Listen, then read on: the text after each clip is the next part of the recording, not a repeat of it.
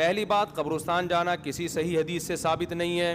ایک روایت ہے صنعت کے لحاظ سے انتہائی کمزور, اور اگر مان لیا جائے تو زندگی میں ایک دفعہ. ہمارے ہاں ہر سال جایا جاتا ہے, اور وہ بھی نبی چپکے سے گئے. ہمارے ہاں جتھوں کی شکل میں جایا جاتا ہے. تو یہ ساری بدعات ہیں. سمجھ میں آ رہی ہے بات؟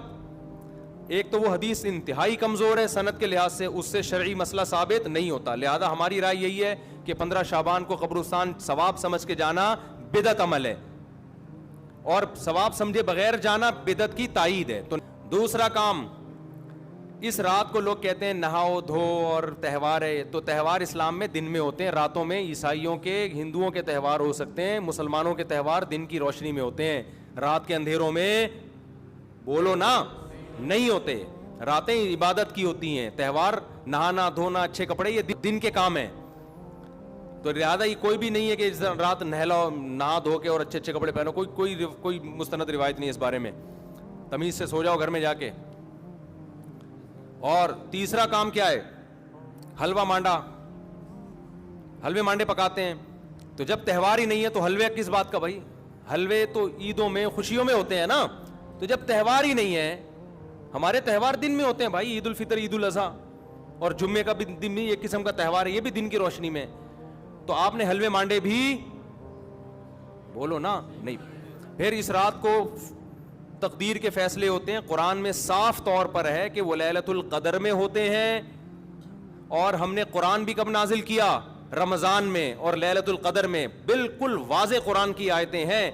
اس کے مقابلے میں جو 15 شعبان والی حدیثیں ہیں جن میں آتا ہے کہ اس رات فیصلے ہوتے ہیں, وہ قرآن کے مقابلے میں جاندار, سند کے لحاظ سے مضبوط نہیں ہے. ان میں اتنی طاقت نہیں ہے کہ قرآن کی آیت کو آپ اس میں ایڈیشن کر دیں. لہذا چوتھی بات ہے پٹاخے. شب برات کے پٹاخے. تو بھائی یہ تو پٹاخے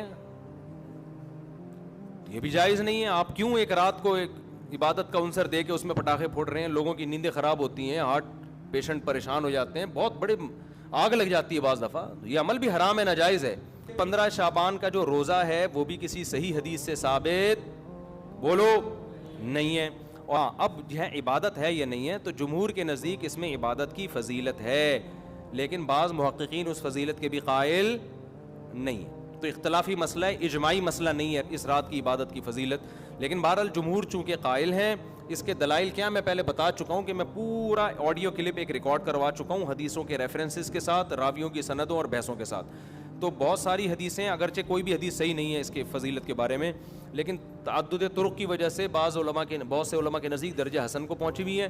تو لہذا کرنے کا کام یہ ہے کہ اگر کوئی کرنا چاہے تو بھائی عبادت کرے.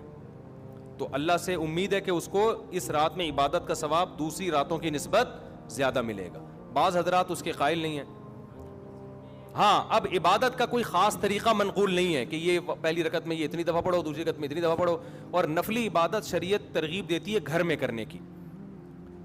افضل کیا ہے کہ گھر میں عبادت کی جائے. اب اگر آپ سمجھتے ہیں گھر میں دل نہیں لگے گا تو پھر مسجد میں آ جائیں, لیکن اجتماعی سطح پہ مسجد میں جماعتوں کی نمازیں قائم کرنا, اجتماعی قرآن خوانیاں کرنا, یہ تمام اعمال بدعت ہیں. تو اگر آپ نے عبادت کرنی ہے تو چلو کسی بہانے عبادت کر لو, تو اس میں یہ ہے کہ انفرادی کرنی ہے, بہتر ہے گھر میں کی جائے, نہیں تو مسجد میں کر لیں آ کے.